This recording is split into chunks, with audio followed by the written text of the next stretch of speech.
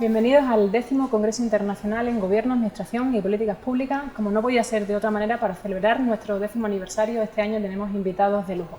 Hoy nos acompaña Daniel Innerarity, catedrático de Filosofía Política e investigador de Ikerbasque, de la Universidad del País Vasco. Daniel, bienvenido, muchas gracias por estar aquí. Muchas gracias a vosotros por haberme invitado. Vamos a dedicar un ratito a conversar sobre ciertos temas. Hoy vemos en la actualidad, tanto en este lado del charco como en el otro lado del charco, que hay mucha inestabilidad, ¿no? Que hay problemas compartidos tanto en lo nacional como en lo internacional. ¿Qué está pasando en la política actual? Bueno, yo creo que lo fundamental y lo que nos une a todos, porque luego hay cosas peculiares de cada país o de cada zona geográfica, pero lo fundamental es que estamos asistiendo a una gran aceleración de procesos tecnológicos, del mundo financiero, la inteligencia artificial, la digitalización, que producen una gran inestabilidad, pero bueno, generalmente siempre ha sido así, siempre ha habido esa velocidad. Lo que ocurre es que los instrumentos con los que compensábamos esa velocidad políticamente, que eran los parlamentos, que eran los gobiernos, se encuentran sobrepasados por esas circunstancias. O sea, no están adaptados, no tienen, digamos, la complejidad, la capacidad, la expertise para hacer frente a esa situación. Vivimos en medio de ese desajuste. Eso sería una de las causas así macro generales de lo que nos está pasando. Estamos en un contexto un poco como de mucha incertidumbre, ¿no? Que es una de las ideas centrales que comentas tú en uno de tus últimos libros. ¿Cómo nos enfrentamos, cómo deberíamos enfrentarnos a esa incertidumbre generalizada que vemos en todos los contextos? Bueno, yo creo que la primera cosa es reconocerla, ¿no? Es decir, me parece que es un sinsentido que los gobiernos o que las autoridades actúen como si esa incertidumbre no existiera. Tenemos que empezar reconociendo que estamos manejando artefactos tecnológicos, tecnologías, formatos económicos, relaciones entre los distintos países, a través de eso que llamamos la globalización, cuyos resultados no sabemos. Venimos de un mundo relativamente manejable, porque no había grandes interdependencias, las tecnologías eran relativamente simples, aunque podía haber mucha más pobreza, más miseria, podía haber muchos más peligros, pero hemos entrado en un mundo de riesgos, es decir, un mundo en el que resulta muy difícil saber qué es lo que va a pasar, qué efectos va a tener en el mercado laboral la digitalización del trabajo, cómo gestionar una cosa para la cual yo no soy un actor soberano, sino que tengo que crear una coalición cooperativa entre varios actores. Eso no lo sabemos, esa nueva gramática no la sabemos, con lo cual yo creo que lo primero que debemos hacer es no simular que actuamos como poderes soberanos cuando realmente ya no lo somos.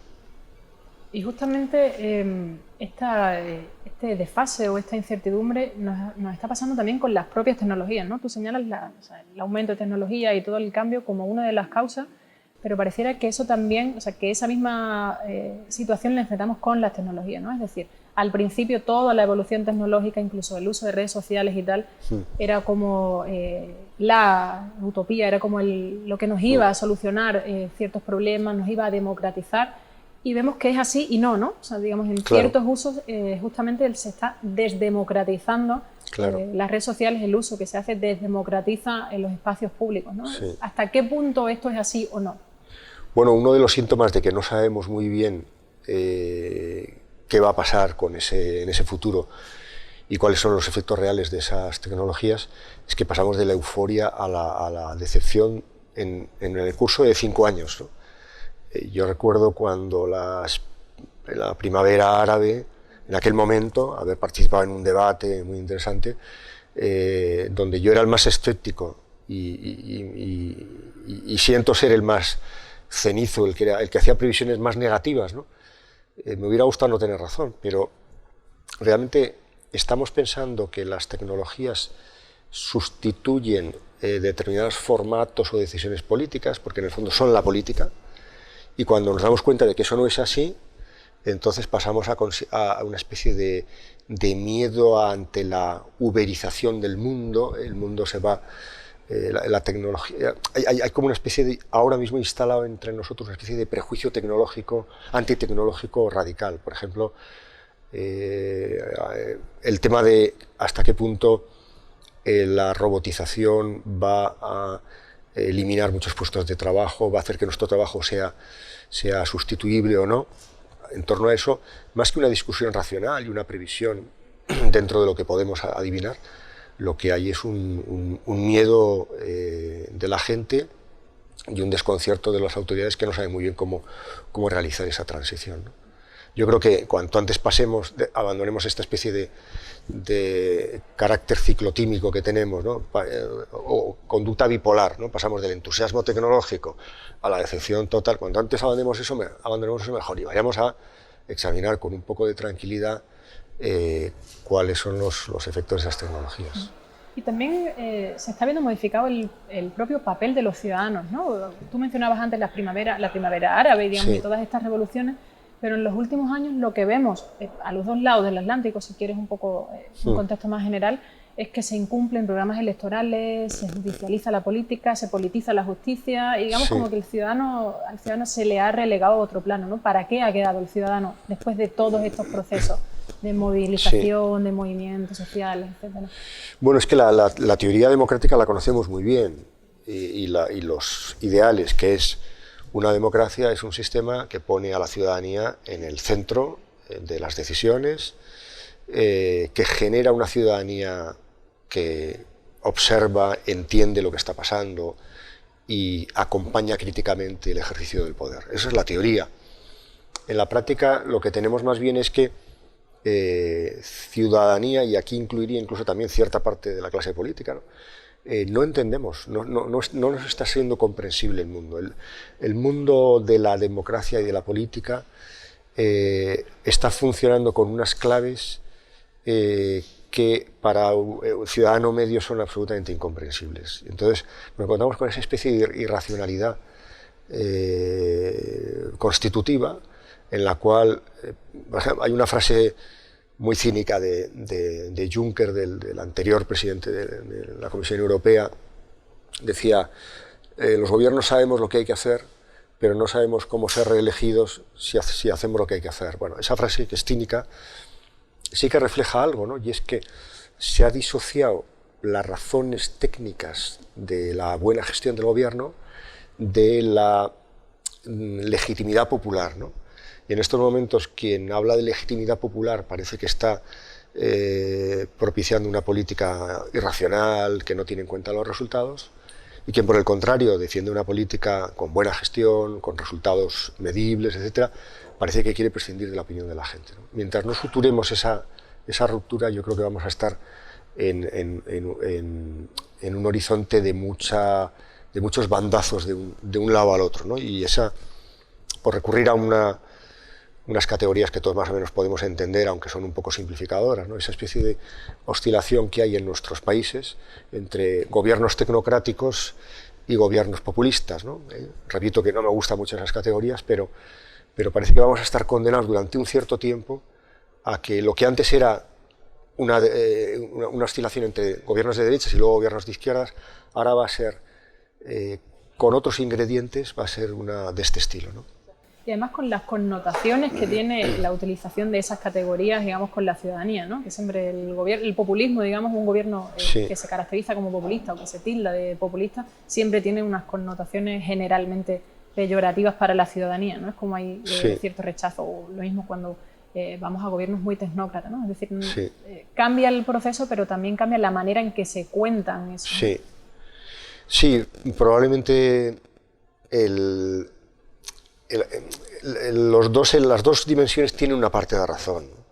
El problema es cómo suturamos la ruptura, ¿no? Porque evidentemente queremos que haya buenas políticas, pero la democracia no es solamente un sistema que pone al pueblo, a la gente, en el centro de la decisión, sino que también es un sistema que produce las mejores decisiones. Toda esa corriente que en parte yo comparto, que es la de la democracia epistémica, ¿no? La idea de que las democracias no son solamente buenas porque reflejan la soberanía popular, sino que también generalmente suelen tomar las mejores decisiones. ¿Por qué? Porque cuando hay una democracia bien organizada, bien constituida, con unas instituciones inteligentes, lo que hay es un aprovechamiento de la inteligencia que hay en la sociedad. Lo que hay es una división de poderes, hay equilibrio, hay balances, hay rendición de cuentas. Todas esas instituciones no son solamente buenas, justas desde el punto de vista democrático, populista podríamos decir, sino que también son buenas desde el punto de vista técnico. Es decir, también son instituciones que nos hacen como sociedad más inteligentes, porque uno se comporta de una manera más inteligente, toma mejores decisiones cuando las toma compartidas, observado por otros, con obligación de dar cuentas, etcétera, etcétera. ¿Dirías que existe en la actualidad una clase política que tiene la capacidad, la capacitación y la voluntad política como para llevar a cabo estas acciones, como para reorientar el barco, o hay que hacer una renovación total y hay que cambiar totalmente la clase política?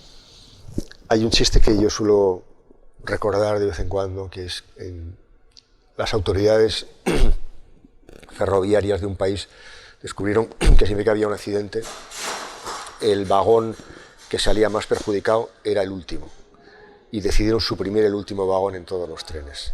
A veces cuando, por supuesto que la clase política en todos nuestros países es mejorable, ¿no? Pero a veces cuando echamos la culpa a la clase política, me parece que estamos intentando hacer algo similar, ¿no? Que es quitar el último vagón. Bueno, ellos están ahí porque no estamos nosotros, o para que no estemos nosotros. No puede ser que haya una clase política tan mala a partir de una sociedad tan buena. Ahí nos estamos haciendo algún tipo de trampas, ¿no?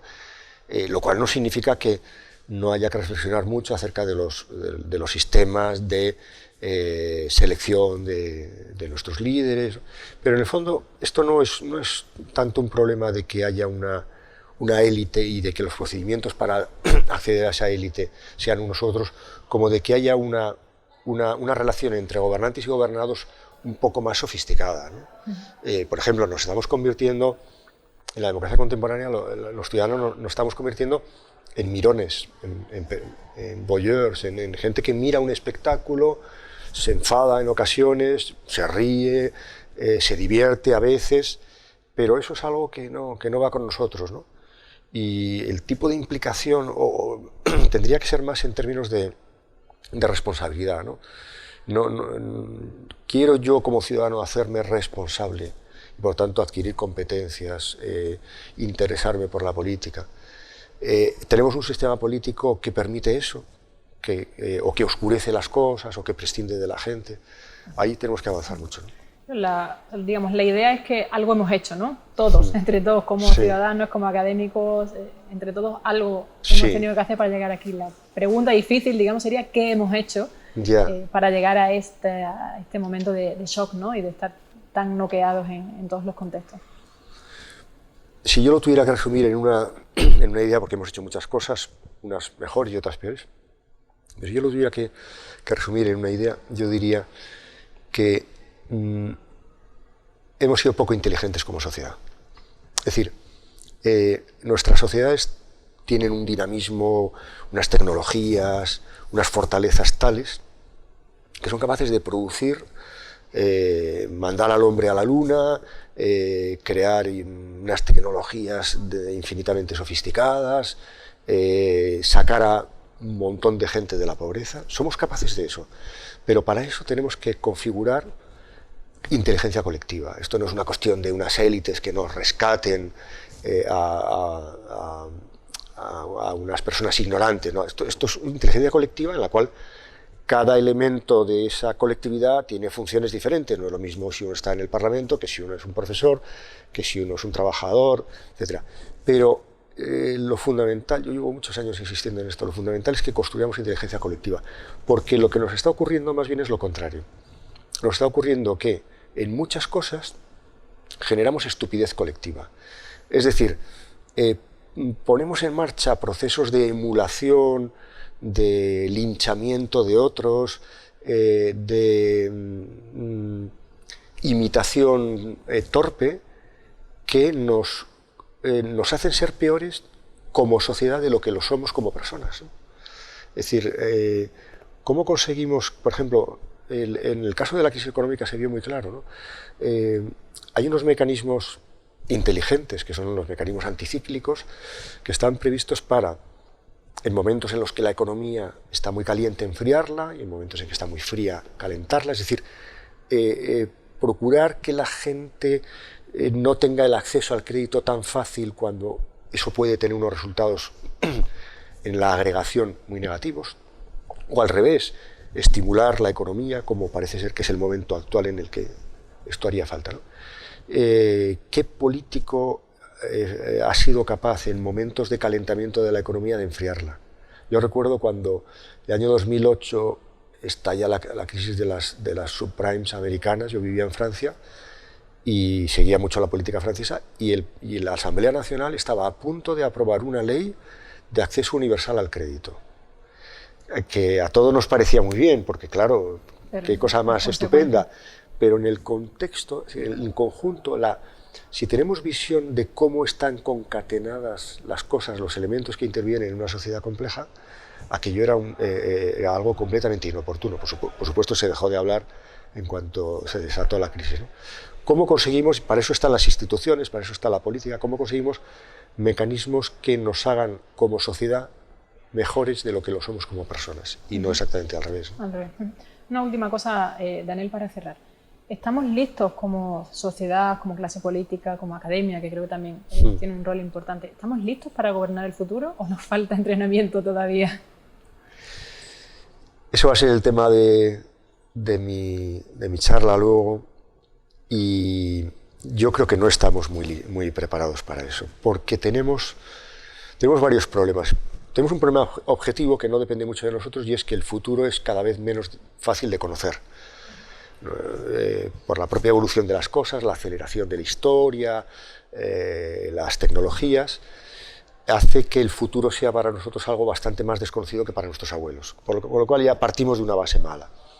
Pero hay algo que está ya más en nuestras manos, que es cómo la política se ha convertido en un espacio de gran agitación, donde solo hay incentivos en el corto plazo para hacer cosas en el periodo legislativo, y el periodo legislativo se reduce muchísimo, incluso a veces prácticamente ya ni existe periodo legislativo, porque lo que vamos es encadenando campañas electorales. Eso hace que nos estemos ocupando o bien solo de los problemas del corto plazo, o bien abordando como si fueran problemas de corto plazo cuestiones de larguísimo plazo, como el cambio climático, la transformación de la economía financiarizada, la